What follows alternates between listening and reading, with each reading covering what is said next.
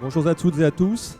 Merci de votre présence avec nous pour cette séquence d'échange sur le thème « Comment bien financer mon entreprise dans le contexte actuel ?»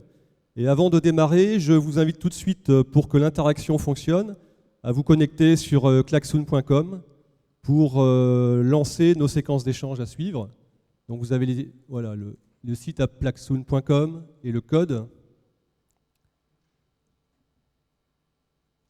Et dans la foulée de votre connexion, je vous inviterai à répondre à une première question.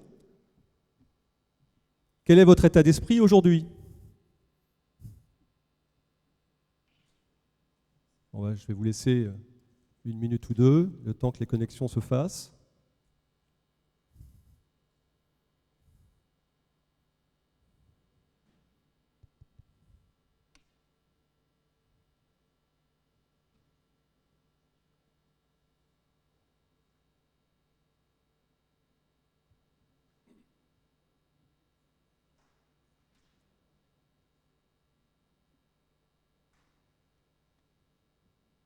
Optimiste, confiant, motivé, super. Confiant, c'est top. Inquiet, ça s'équilibre. Hein. Mais confiant. Sereine, inquiet mais vigilant, déterminé.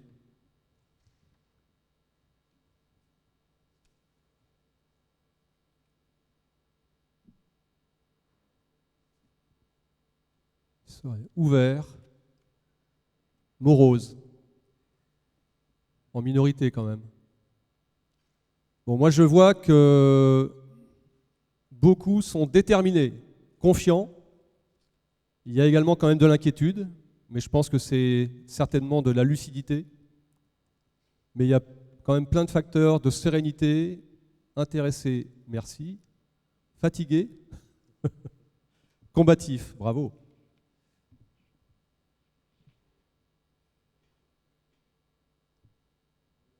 J'attends, je ne sais pas la technique, si on a tous les mots qui s'affichent. Merci de votre participation. Donc, je vois déterminé, confiant, optimiste. C'est ce qui ressort majoritairement de vos retours. Et puis, ouverture et sérénité. Il y a quand même quelques points, effectivement, d'inquiétude, de morosité, mais aussi beaucoup de combativité. Alors, je vais vous présenter le pourquoi cette thématique aujourd'hui, sachant que, pour tout vous dire, c'était un propos que nous avions prévu dans la précédente version originelle du FEB. Mais évidemment, le contexte économique et sanitaire du moment nous a amené à y apporter une tonalité un petit peu différente, mais le propos essentiel reste le même. Je vais revenir très rapidement sur la crise sanitaire, la crise économique que vous, chefs d'entreprise, traversez. Et depuis le départ, vous le savez, les banques se sont beaucoup mobilisées à vos côtés, dont Banque Populaire Grand Ouest, évidemment, tant sur les reports d'échéance de crédit. Et à la Banque Populaire Grand Ouest, ce sont 30 000 clients qui ont bénéficié de reports d'échéance, mais aussi la distribution du prêt garanti par l'État. Et pour la Banque Populaire Grand Ouest, c'est 1,4 milliard de PGE qui ont été distribués. Sur l'ensemble de la Bretagne, c'est 4,4 milliards, sachant que Banque Populaire Grand Ouest intervient sur un territoire plus large. Alors, deuxième question que j'ai envie de vous poser dans le prolongement de cela, c'est avez-vous vous-même fait appel au PGE ? Je vous laisse le temps de répondre oui ou non.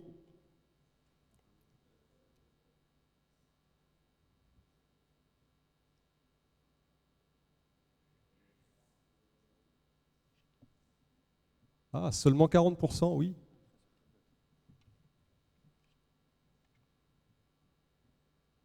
« 59% non. Sur 25 votes, ça s'équilibre. Bien, écoutez, le résultat est intéressant. Je m'attendais à une proportion plus importante de oui. Ça monte. Bon, ça s'équilibre quand même globalement. Bien, évidemment, le PGE, c'était indispensable pour beaucoup d'entreprises et ça l'est encore, puisque toutes les entreprises n'ont pas encore aujourd'hui, on le voit bien, sollicité le PGE. Celles qui l'ont sollicité, et sans doute parmi vous, ne l'avaient pas encore entièrement débloqué. Et donc, ce qu'on peut partager, c'est que le PGE constitue bien évidemment une réserve de liquidité pour financer le besoin en fonds de roulement et les dépenses de fonctionnement des mois à venir. Mais on peut quand même s'interroger, puisque dès lors que le PGE permettait d'avoir une aide à hauteur de 25% du chiffre d'affaires annuel, on peut s'interroger sur ce que ça peut représenter en termes de poids pour vous, chefs d'entreprise, dès lors que ça peut se cumuler évidemment avec d'autres dettes existantes, et ça peut paraître dans certains cas une dette au final très importante. Et c'est pour cela qu'aujourd'hui, nous souhaitions vous apporter des éclairages concrets sur des solutions d'accompagnement autres que la bancaire classique. Et donc pour ce faire, je m'appuie aujourd'hui sur 3 experts. Donc Bertrand Distinguin, président de Go Capital, Régis Marbeuf, responsable de la filière innovation à la Banque Populaire Grand Ouest, et Benjamin Abold, qui est le directeur régional de BPCE Factor. Alors, je vais solliciter chaque intervenant et vous avez la possibilité, pendant qu'il s'exprime, de poser en direct via Klaxoon vos questions que nous traiterons donc à la suite de la première intervention de chacun. Alors Bertrand Distinguin, président de Go Capital, je vais tout d'abord vous inviter à présenter l'activité de Go Capital, dont Banque Populaire Grand Ouest est partenaire. Merci Jean-François. Bonjour à tous. Je suis Bertrand Distinguin, je suis président de Go Capital. Et Go Capital est une structure d'investissement, donc on est une société de gestion de fonds et on investit essentiellement sur le Grand Ouest. Go vient de Grand Ouest et donc on intervient sur 4 territoires que sont la Bretagne, Pays de la Loire, la région Normandie et la région Centre. Juste pour donner une échelle, nous on intervient assez tôt dans le cycle des entreprises, donc on est plutôt sur les entreprises en amorçage ou les entreprises qui font leur premier chiffre d'affaires, on va dire des sociétés qui font moins de 10 millions d'euros de chiffre d'affaires. Donc on a un acteur plutôt positionné dans l'innovation, en amorçage et géographiquement sur des sociétés qui ont des centres d'intérêt sur la région Grand Ouest. Pour donner également une certaine dimension à nos investissements, on investit des montants qui peuvent aller de quelques centaines de milliers d'euros jusqu'à 5 millions d'euros pour prendre des participations minoritaires dans ces sociétés-là. Au niveau de Go Capital, on est une vingtaine de personnes, on est entre Rennes, Nantes et les autres régions, Caen et Orléans. Tout d'abord, juste et on investit en termes de montant, en termes de montant, on investit globalement, 2019, on a investi un peu plus de 20 millions d'euros sur le territoire et on sera sur 2020 sur des investissements similaires, voire supérieurs. Même en nombre d'investissements, on sera pas loin d'une vingtaine de sociétés financées en haut de bilan et sur lesquelles on intervient donc à travers des fonds propres. Peut-être juste pour éclairer un peu sur notre rôle, parce que le terme investisseur est des fois un rôle un peu pas galvaudé, mais qui est méconnu. Il y a différents types d'investisseurs, donc ça rend l'approche complexe pour la compréhension de qui fait quoi. Par exemple, Bertrand, hier, Gweneg intervenait pour présenter le dispositif d'accompagnement pour les jeunes entreprises notamment. Oui, tout à fait. Et donc effectivement, les acteurs du crowdfunding comme Gweneg sont des acteurs comme nous on est acteurs, comme West Croissance en est un également. Donc ce qu'il faut comprendre, c'est que finalement, il y a globalement, traditionnellement, les acteurs en capital amorçage, dont fait partie Go Capital, en capital risque, c'est-à-dire sur des sociétés qui font déjà du chiffre d'affaires, mais qui sont encore dans souvent un EBITDA négatif, dans des résultats négatifs et qui sont par contre avec un potentiel, on l'espère, de croissance important. Puis après, on a des sociétés qui sont plus matures, on va parler de capital développement, des sociétés qui font 10, 20, 30, 100 millions d'euros, 200 millions d'euros. C'est le cas de West Croissance. Donc au passage, West Croissance est une filiale de Banque Populaire Grand Ouest et c'est un fonds régional qui réunit 200 millions de capitaux investis dans une petite centaine d'entreprises. Donc Banque Populaire Grand Ouest est actionnaire à hauteur de 60% de ce fonds régional. Et en effet, ils interviennent en tant que minoritaires dans des entreprises déjà en développement, saines évidemment, avec depuis plus de 30 ans, plus de 500 chefs d'entreprise accompagnés. Oui, tout à fait. Et également, on parle de capital transmission. On peut retrouver des acteurs également similaires qui finalement favorisent la transmission de l'entreprise auprès de repreneurs. Donc il y a différents acteurs qui interviennent à différents moments dans la chaîne du financement des sociétés. Et effectivement, il y a des acteurs du crowdfunding qui peuvent être en complément ou un acteur ça dépend des montants également d'investissement. On peut trouver différents acteurs de plus grosse taille, de plus petite taille, nationaux, thématiques. Mais globalement, les modalités d'investissement sont les mêmes. Et je pense qu'il faut bien différencier ces acteurs-là sur le territoire. Peut-être je vais... Alors, j'avais envie de poser une question, Bertrand. Un article récent dans Les Échos titrait, de façon un peu provocatrice, « Le bonheur n'est pas dans le prêt, il est dans le capital ». Vous l'avez sans doute lu. Bertrand, qu'est-ce qu'un titre comme cela vous inspire quand on est investisseur comme Go Capital?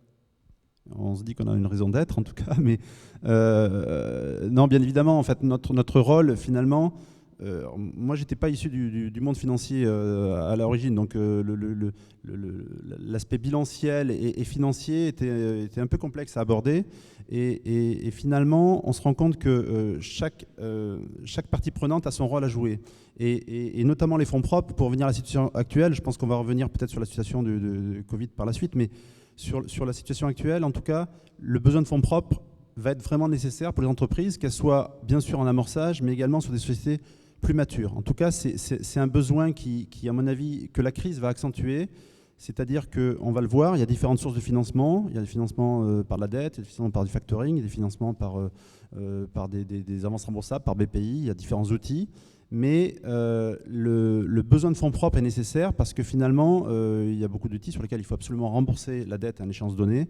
Et on tombe sur des échéances souvent court ou moyen terme qui sont fatales aux entreprises. Et nous, en tant qu'investisseurs, c'est un peu ce qu'on constate. Alors, on prêche un peu pour notre paroisse, mais c'est vrai qu'on se rend compte que les sociétés ont besoin d'avoir un bilan équilibré, et c'est déterminant pour elles. Et je pense d'autant plus dans cette phase-là actuelle, d'avoir effectivement un niveau de fonds propres suffisant pour faire face aux aléas qui peuvent arriver encore dans les mois ou les années à venir. Bertrand, qu'est-ce que vous observez finalement dans les entreprises que vous rencontrez au titre de votre mission? Alors, nous, on a, au niveau de Go Capital, on a 70 sociétés en participation, on investit en plus de 100 participations. Encore une fois, une typologie plutôt jeune entreprise, mais globalement, l'ensemble des entreprises, on aurait fait le sondage, je pense, sur notre participation, on aurait obtenu probablement 80% des entreprises qui ont sollicité du PGE. Pour être transparent, qu'elles en aient besoin ou pas. Et donc, celles qui en ont besoin, on ne se pose pas la question parce qu'effectivement, elles font face à un retard de financement, et donc l'outil mis en place par les banques et supporté par l'État est vraiment été indispensable et un vrai souffle d'air pour les entreprises. Donc on a finalement, en tant qu'investisseur, notre portefeuille a assez peu souffert de la crise, en tout cas aujourd'hui.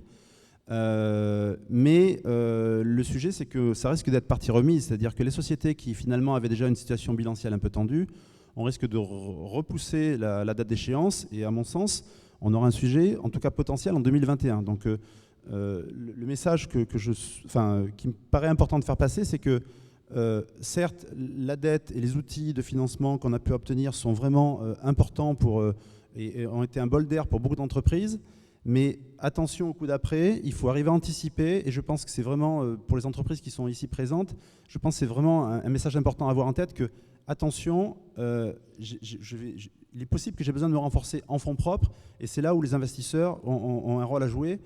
Et je ne veux pas être trop long dans la présentation, mais on n'est pas simplement là pour dire on va mettre des fonds propres et puis on relève les compteurs. Enfin, le rôle également d'un investisseur, c'est aussi le rôle d'un associé. Et donc, c'est aussi un rôle, je dirais, d'accompagner l'entreprise sur la durée. Donc, c'est un investissement sur du long terme. Et donc, on a une vision ensuite, on est vraiment associé à l'entreprise, donc avec ce rôle d'accompagnement au-delà des moyens financiers qu'on peut apporter aux entreprises. Oui, ce n'est pas que la recherche d'un rendement en tant qu'investisseur, c'est un rôle de vrai partenaire. C'est le cas aussi chez Ouest Croissance d'ailleurs, hein, c'est du partenariat dans la durée, avec un mode de gouvernance en fait, que le chef d'entreprise choisit avec vous, je pense. Hein. Oui, on peut avoir des modes d'intervention différents, mais alors, pour être transparent, le rendement, c'est quand même ce qu'on va aller chercher. C'est-à-dire qu'en tant qu'investisseur, on va chercher la performance financière pour nos souscripteurs. Nous, on gère des fonds de nature plutôt institutionnelle, donc on a quand même des engagements vis-à-vis de nos souscripteurs pour pouvoir effectivement faire des performances sur nos investissements. Et donc, on a de toute façon effectivement la performance en tête, mais on est aussi un acteur, enfin Go Capital, mais les autres acteurs aussi, sont souvent, ont quand même un intérêt pour le développement de l'économie. Donc on a un rôle à jouer sur le développement du territoire, et c'est l'ambition qu'on a au-delà d'un rendement effectivement qu'on va rechercher. Alors nous avons 4 questions. Alors pour vous, Bertrand, quelle forme prend l'investissement de Go Capital? Alors, nos investissements sont assez traditionnels. On est en actions principalement, et on peut compléter avec des obligations convertibles qui sont un outil qui permettent finalement de faire jouer sur la valorisation potentiellement en fonction de l'évolution de la société, ou de rester minoritaire au capital sans pour autant justement enlever les manettes du dirigeant et des fondateurs qui gèrent la société. Et une question sur la valorisation. Vous n'allez pas en profiter pour faire baisser les valorisations? Mais le terme profiter, je ne trouve pas forcément daté parce qu'on ne profite pas de la situation et en tout cas, ce n'est pas l'objectif. On a systématiquement effectivement des discussions sur la valorisation. Lorsqu'on rentre, on peut avoir une divergence d'intérêt sur finalement la valeur d'entreprise. Globalement, ce qui est vraiment important, je pense, si demain vous devez faire appel à des investisseurs, c'est de partager les objectifs de vos investisseurs avec vous-même. C'est-à-dire globalement de comprendre qu'est-ce que va aller chercher l'investisseur chez vous, quel est son objectif de sortie, comment il va intervenir à vos côtés et qu'est-ce qu'il va vous apporter. Alors des fois, ça peut ne pas être compatible, notamment sur les durées de sortie, mais c'est vraiment ça qu'on va regarder. Et effectivement, on a eu aussi des projets sur lesquels on a des valeurs qui nous paraissent très très élevées, sur lesquelles on ne s'inscrira pas, mais ce n'est pas le sujet principal. Et pour être franc, quand on regarde un projet chez Go Capital pour investir, on regarde en premier lieu le projet, la qualité du management, enfin plein de sujets liés à l'entreprise.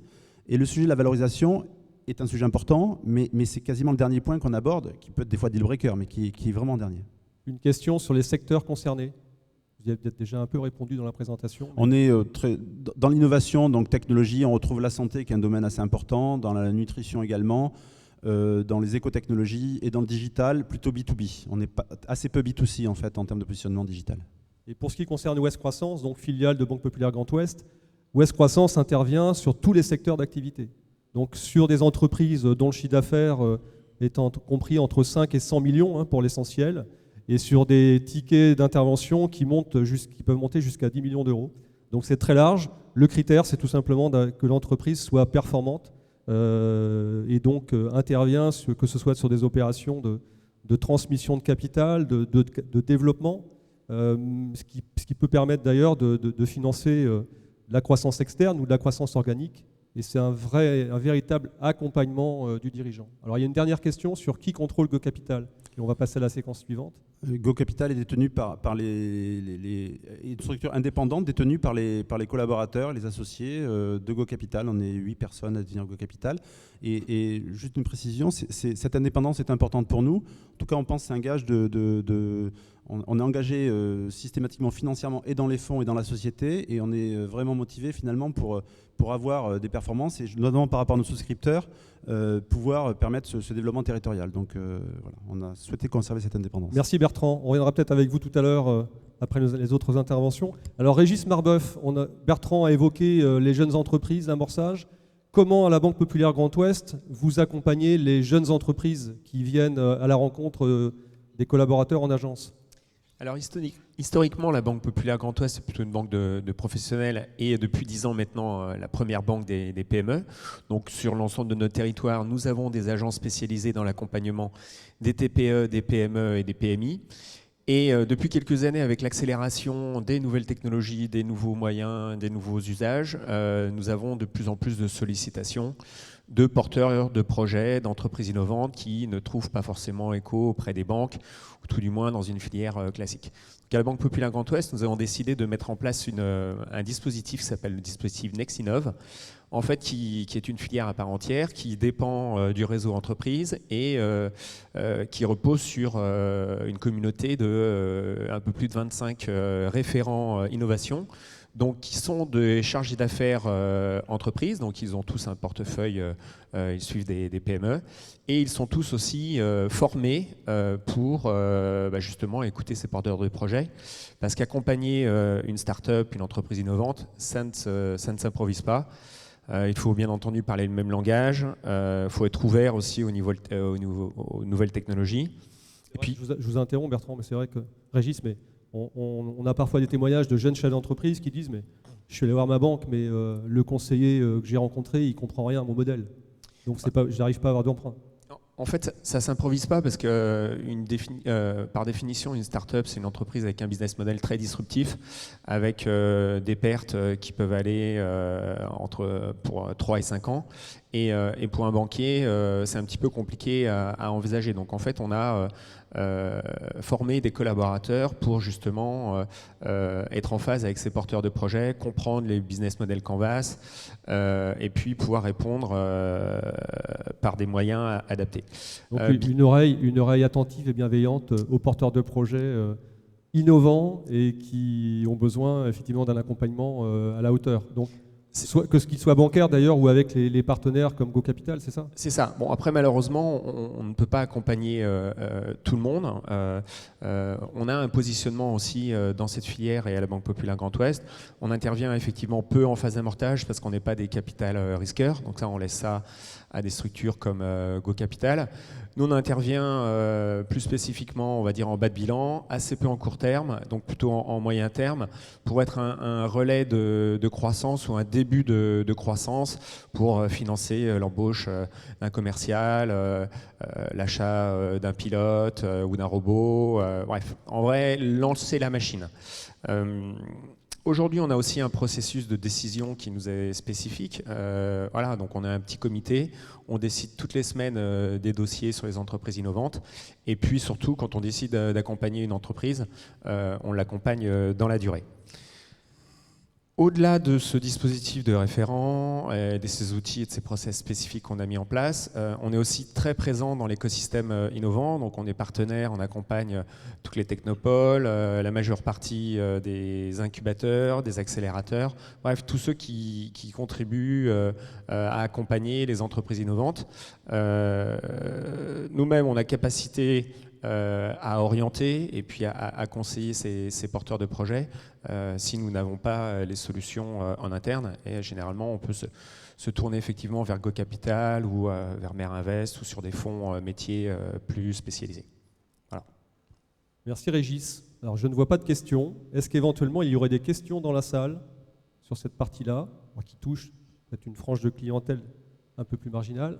Quelle est votre capacité? La capacité. Alors, capacité à faire quoi? Est-ce que celui qui pose la question ou celle peut préciser? C'est la capacité de traitement? C'est le... Oui. Oui, pardon.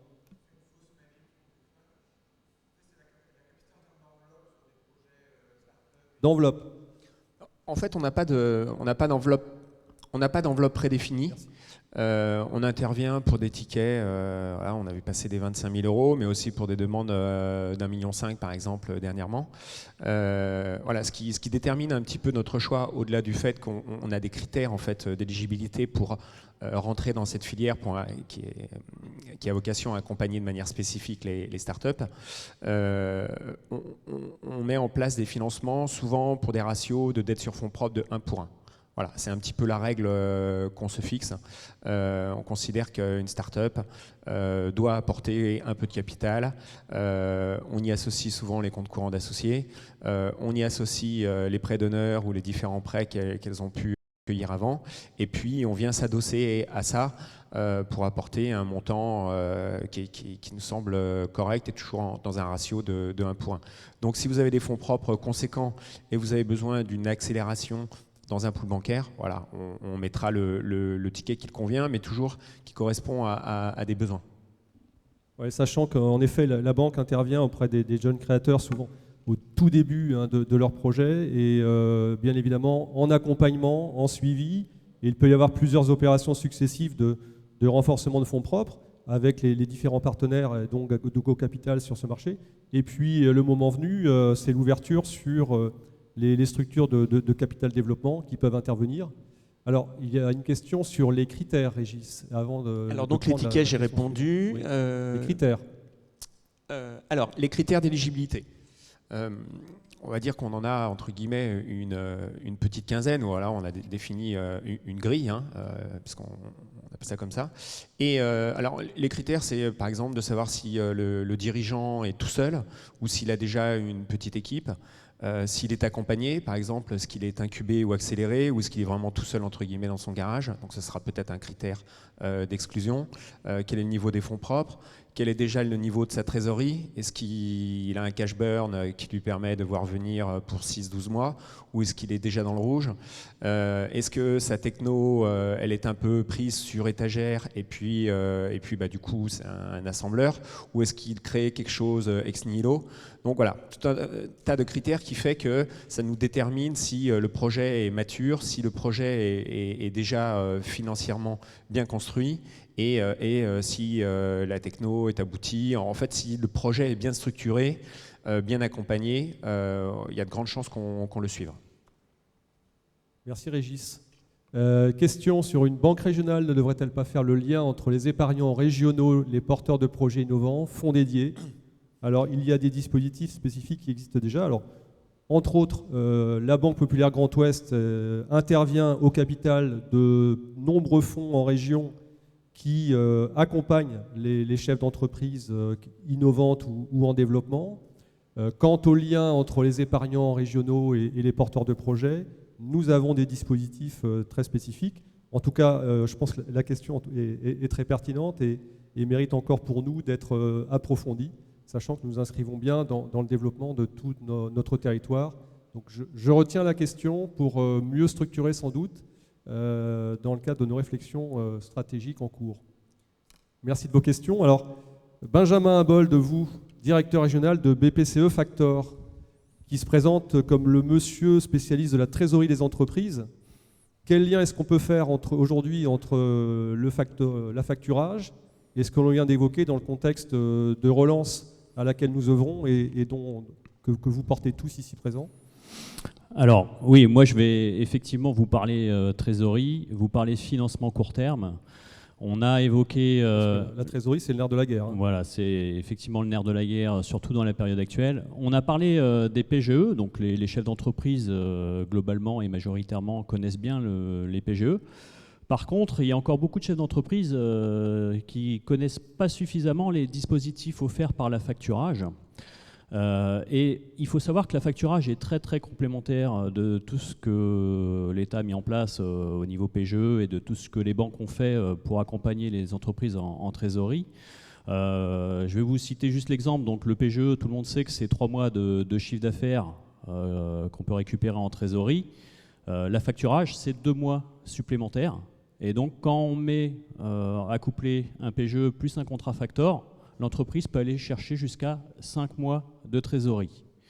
Et alors, il y a un élément d'actualité tout récent, puisque le ministre de l'économie a signé un arrêté le 6 septembre permettant aux sociétés d'affacturage, par le biais d'une garantie de l'État, de financer les bons de commande. Donc c'est tout nouveau, hein, vous êtes les premiers à qui on en parle, c'est presque un scoop. Donc ouais, depuis le scoop. Voilà, depuis le 6 septembre, donc le ministère de l'économie a souhaité en fait débloquer une enveloppe de 20 milliards d'euros au bénéfice des garanties des sociétés d'affacturage pour nous permettre d'accompagner les chefs d'entreprise sur nos territoires via le financement des bons de commande. Donc ça, c'est tout nouveau, personne ne connaît. C'est en B2B. Hein. C'est en B2B exclusivement, puisque le principe du factor, hein, pour vous parler de notre métier, c'est de financer des créances clients, et donc c'est de financer le poste client des entreprises, et donc pour ça, il faut faire du B2B. Donc désolé pour les chefs d'entreprise qui sont en B2C, ces dispositifs d'affacturage et de financement des commandes ne concernent que le B2B. Par contre, c'est important de savoir qu'on a un nouveau dispositif, donc il est valable que jusqu'à la fin de l'année, 31/12/2020. Donc 6 septembre, 31/12/2020, il va falloir aller très très vite. L'enveloppe est importante, donc on a de quoi voir venir, hein, 20 milliards d'euros, c'est assez significatif quand même. Et ça va nous permettre en fait de débloquer, en complément de ce qu'on fait déjà lorsqu'on fait de la facturage en achetant des factures et en achetant du poste client, là on va financer des commandes. Et ça c'est extraordinaire parce que ça va permettre aux chefs d'entreprise d'avoir une visibilité en termes de cash beaucoup plus importante. Et l'intérêt d'avoir une visibilité sur son cash lorsqu'on est chef d'entreprise, ça permet d'aller chercher des leviers. Je vous donne un exemple tout simple. Si vous avez beaucoup de cash et que vous êtes chef d'entreprise, vous pouvez aller jouer sur les stocks, sur les achats fournisseurs et sur le sourcing Asie notamment, ou le sourcing breton. Moi je préfère le sourcing breton, mais pour ça il faut du cash pour avoir des leviers sur les négociations fournisseurs et pour avoir des leviers sur le financement de ces stocks. Autre exemple de levier qu'on retrouve souvent en affacturage, demain vous faites une opération de croissance externe, j'espère avec l'appui de nos collègues sur le plateau.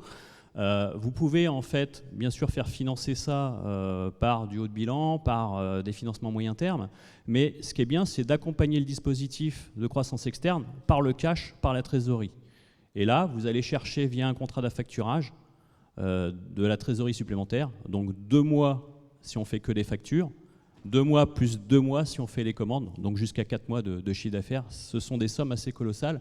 Les enjeux pour information en France, le marché français de l'affacturage, l'année dernière, c'était 330 milliards d'euros de créances financées, achetées par les facteurs français. Donc les enjeux sont vraiment importants. Là, vous répondez en partie à une question posée sur quelle est la part de l'affacturage parmi les différents financements court terme. Alors, c'est une très bonne question. Vous m'auriez posé la question il y a 20 ans. L'affacturage était à la 3e position. Depuis plusieurs années, exactement depuis 5 ans, l'affacturage est la première source de financement court terme des entreprises. Donc ça, c'est essentiel. C'est-à-dire que loin devant les financements escomptes, les financements d'AI et même le découvert bancaire, l'affacturage pèse plus lourd que ces 3 financements traditionnels du court terme de la trésorerie. Donc, première source de financement en France, l'affacturage pour tout ce qui concerne le court terme. Arrive derrière le découvert que vous connaissez toutes et tous. Si je comprends bien, et pour l'assistance, finalement, BPCE Factor est en capacité d'intervenir en accompagnement pour l'entreprise à tous les stades de sa vie, de son développement. Oui, c'est une très bonne question. En fait, déjà, ce qu'il faut savoir, c'est qu'on est un facteur de proximité avec des pouvoirs en région qui sont importants. Donc, juste à titre d'exemple, sous ma signature, je peux engager jusqu'à 5 millions d'euros de trésorerie pour toutes les entreprises du territoire, ici en Bretagne-Pays de Loire. Et on démarre dès la création d'entreprise. Donc, vous venez me voir simplement avec un business plan. Vous avez un accord de financement sans qu'on vous demande, je dirais, beaucoup de choses. On va simplement, parce que c'est notre métier, vous demander la liste des clients potentiels que vous aurez au démarrage de l'activité et quelle est votre activité, quel est votre métier et quel type de commande, quel type de facture vous allez avoir. Et c'est tout. Et avec ça, vous avez un accord de financement. Donc la facturage, c'est vraiment simple et c'est rapide en termes de mise en place parce qu'on a les pouvoirs en région. Entre un premier rendez-vous et le premier financement, on peut tout faire en 48 heures, ce qui est juste dingue dans le métier du financement. Voilà. Merci. Alors, on a quelques questions. Alors, accompagnez-vous les entreprises en plan de continuation? Alors, oui, c'est une très bonne question, bien sûr. On peut accompagner des entreprises en difficulté. Les entreprises en difficulté, le principe, c'est qu'elles ont des problèmes de trésorerie souvent. Le métier du factor étant d'apporter du cash additionnel, de la trésorerie sans plafond de financement, on va bien sûr avoir ce type de client potentiel comme client du factor. Alors, je prends les questions dans l'ordre. Financement de la commande publique, possible? Oui, bien sûr. Le métier du factor, en fait, c'est de financer des factures B2B privées, des factures publiques, et de la même manière, on pourra financer des commandes publiques dans le cadre du nouveau dispositif mis en place par l'État. Une question suivante. Peut-on affacturer entre sociétés d'un même groupe? Alors, c'est ce qu'on appelle, pour être précis dans le jargon du métier, du papier de famille. Donc je suis une maison mère, j'ai une filiale, j'ai des flux croisés de facturation. Il faut savoir que le factor ne finance pas ces flux internes, ce papier de famille, par principe.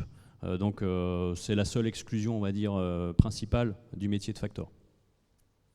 Question suivante. Comment allez-vous faire évoluer votre analyse du risque client avec les impacts de la Covid? Excellente question. Donc je vous ai parlé brièvement du métier de financier du factor. Il faut savoir que quand on délivre un financement en affacturage, on y associe un métier qui s'appelle l'assurance crédit, la garantie des factures. Lorsque je finance une facture, je la garantis. Et si jamais l'entreprise qui avait été facturée dépose le bilan, j'indemnise bien sûr la créance que j'ai financée via un dispositif d'assurance crédit.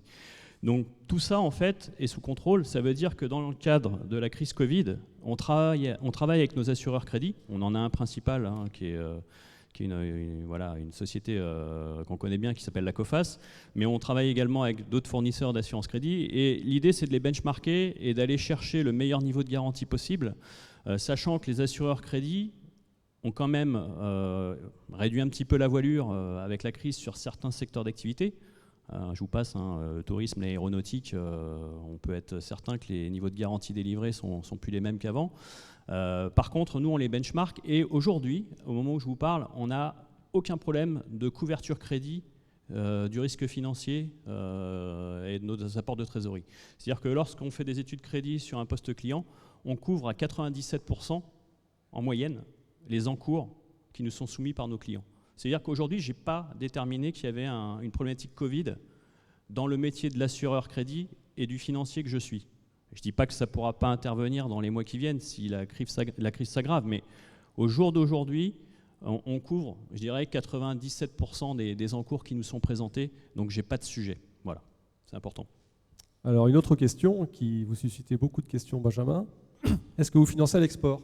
Il y a d'excellentes questions dans la salle. Donc la réponse est oui, bien sûr. On peut financer des encours clients en affacturage en B2B à l'export. Il faut juste garder à l'esprit qu'on intervient principalement sur les pays de l'OCDE. On a plus de difficultés à intervenir dans les zones très exotiques. Je prends un exemple. Si vous voulez exporter et financer via un factor sur l'Afrique centrale, c'est très compliqué. On ne sait pas faire parce qu'on n'arrive pas à obtenir de garantie de crédit et on n'arrive pas, en termes de rapatriement des fonds, à avoir suffisamment de sécurité pour assurer un bon service à nos clients. Donc, grosso modo, on fait de l'export très facilement, mais sur les pays de l'OCDE principalement. Merci Benjamin. Donc, je crois que les questions sont épuisées. Est-ce que d'autres questions éventuellement dans la salle ?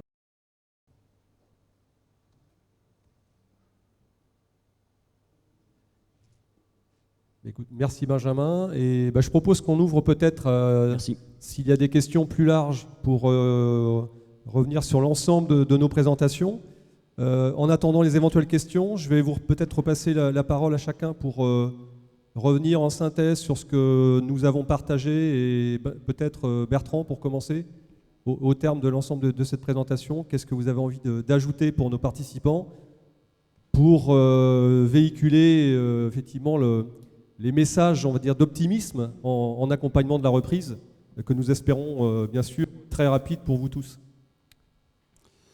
Oui, en synthèse, alors je pense qu'on a fait un tour de certaines typologies d'investissement. Je pense qu'il faut être, alors juste dans le contexte de crise, il faut être, de mon point de vue, assez prudent et donc être optimiste. J'ai vu que c'était la première phrase qui était le premier mot qui sortait tout à l'heure, donc on l'est aussi au niveau de Go Capital, mais ça n'empêche pas d'être quand même prudent et je dirais d'anticiper, parce que je pense que l'anticipation, c'est le nerf de la guerre, en tout cas pour les entreprises. Donc effectivement, et dans ce cadre, optimiser son ressource de financement et bien réfléchir finalement à la manière de le faire. Il y a des opportunités qui se présentent, mais je pense qu'il ne faut pas réagir que sur les opportunités, il faut aussi anticiper le sujet, et je pense que c'est également optimiser finalement ses ressources de financement, qu'elles soient avec un investisseur, qu'elles soient par un accompagnement bancaire ou qu'elles soient par du factoring. Donc pour moi, l'anticipation est un sujet important, et le point qui me paraît important et que je pense qu'il est commun à chacun d'entre nous, et en tout cas nous en tant qu'investisseurs, c'est le point important, je crois que c'est nécessaire de bien comprendre finalement avec vos interlocuteurs qu'est-ce qu'ils vont rechercher en vous accompagnant et finalement pour vraiment partager les mêmes objectifs. Parce que donc il faut bien comprendre les outils, bien comprendre les points forts ou les faiblesses, les avantages ou les inconvénients qu'il peut y avoir. Mais ça me paraît très important de vraiment identifier ces sujets-là et encore une fois d'anticiper.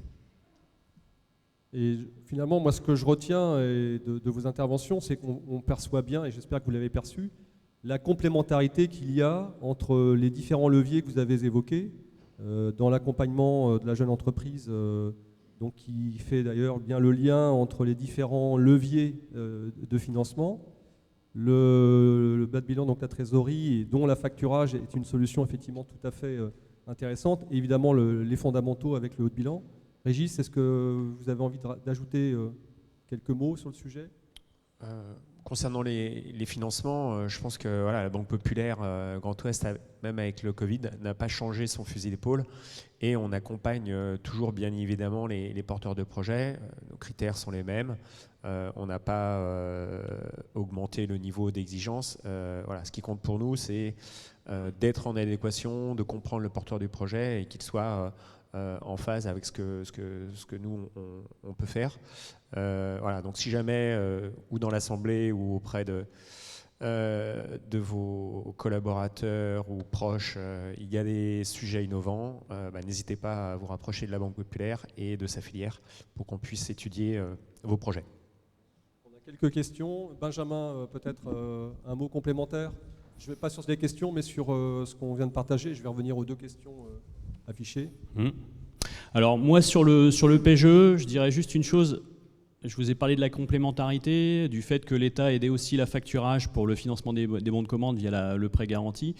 Par contre, attention au mur de dette. Bertrand aurait pu très bien le dire en tant que capital risqueur qui fait de l'amorçage. Quand vous faites de la facturage, je dirais, il n'y a pas de dégradation des ratios d'endettement et surtout, il n'y a pas d'incidence sur la CAF.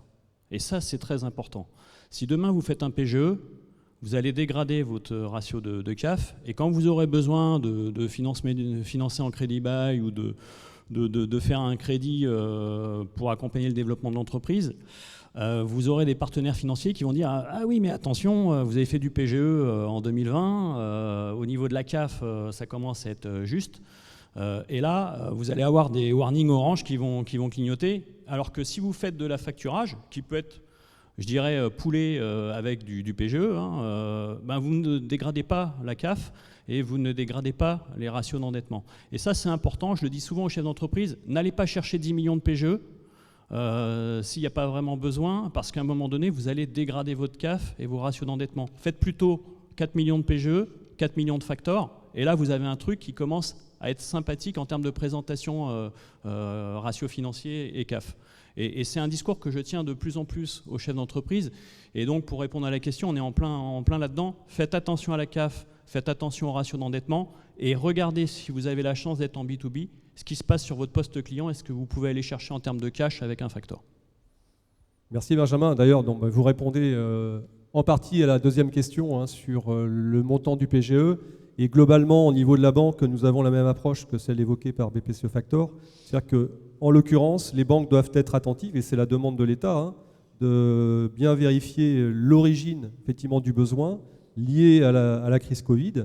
Et c'est pour cela qu'en général, les banques demandent effectivement à comprendre l'origine et la situation dans laquelle vous êtes aujourd'hui pour effectivement étudier avec vous le montant opportun à mettre en place au titre du PGE, qui effectivement va jusqu'à 25% du chiffre d'affaires. Mais tout cela s'étudie au cas par cas. Et on a vu en l'occurrence que certaines entreprises qui ont pu demander un PGE au printemps, puisque dans les 3 jours qui suivaient le lancement du PGE, Banque Populaire Grand Ouest mettait en place sur le compte d'une entreprise le PGE. Certaines entreprises peuvent aujourd'hui revenir pour un besoin complémentaire. Donc tout ça, ça s'apprécie vraiment au cas par cas. Bertrand, une question d'actualité sur les prêts participatifs qui sont aujourd'hui en cours de discussion entre les banques et Bercy. Peut-être dire un mot sur ce sujet-là? J'ai assez peu d'éléments à vrai dire à répondre sur ce point-là. C'est vrai qu'il faut regarder systématiquement l'ensemble du plan de financement, donc entre effectivement le haut de bilan, des prêts participatifs ou de la dette bancaire. Je dirais oui, ça a du sens. Il y a notamment des notions de garantie pour l'entrepreneur qui sont enlevées. Donc effectivement, ce sont quand même généralement des prêts qui sont quand même assez avantageux de manière générale. Et je compléterai juste le point, excusez-moi, mais précédent sur le PGE. Donc c'est dur d'avoir une réponse très tranchée. C'est vrai que, je l'ai dit tout à l'heure, pour Go Capital, en tout cas dans nos investissements, dans les sociétés qu'on accompagne, on a plutôt poussé à effectivement avoir de la marge de manœuvre. Donc en fait, à être plutôt, pour répondre en toute transparence, peut-être avoir un peu plus qu'un peu moins. Mais je dis ça avec le regard assez critique qu'on peut avoir en tant qu'investisseur, de dire attention, je reviens sur le mur de la dette, c'est quand même repoussé, donc on se donne un peu de temps, on va voir comment ça se passe, mais parce qu'on a également des plans B, des alternatives pour trouver du financement plutôt haut de bilan en parallèle si ça ne se passe pas comme prévu. Donc c'est vraiment à manier avec des pincettes, le fait de prendre trop de dettes, ça peut être encore une fois une opportunité, mais à manier avec des pincettes. Et à mon niveau, en effet, j'insiste, c'est que le prêt participatif, encore une fois, nous n'avons pas aujourd'hui connaissance des modalités qui pourraient être mises en place par l'État, mais ça reste un prêt, donc remboursable, même si c'est à très long terme, ça reste une dette, contrairement à l'apport en fonds propres ou au levier de cash apporté par BPCE Factor. Donc bien faire attention à ça. Ça aura toujours un coût, même si l'État cherche à le minorer, mais surtout ça reste une dette. Et à l'heure actuelle, malheureusement, nous n'avons pas suffisamment de précision sur les discussions avec Bercy pour en parler aujourd'hui, mais évidemment, ça reste à suivre dans les prochains jours. Eh bien, nous arrivons au terme, il est 13h05. J'espère que cette séquence interactive sur les solutions d'accompagnement alternatives à la dette classique vous ont éclairé. Et puis, je pense qu'il y a une petite question pour vous demander d'apprécier cette séquence. En tout cas, merci beaucoup de votre participation très active. Et je vous souhaite une très bonne relance et dont nous serons fiers d'être partenaires. Et si vous le souhaitez, à l'issue de cette table ronde, les différents intervenants et moi-même sommes à votre disposition pour approfondir tel ou tel sujet. Merci. Très bonne fin de journée, très bonne fin de forum. Merci, bonne journée. Merci à vous.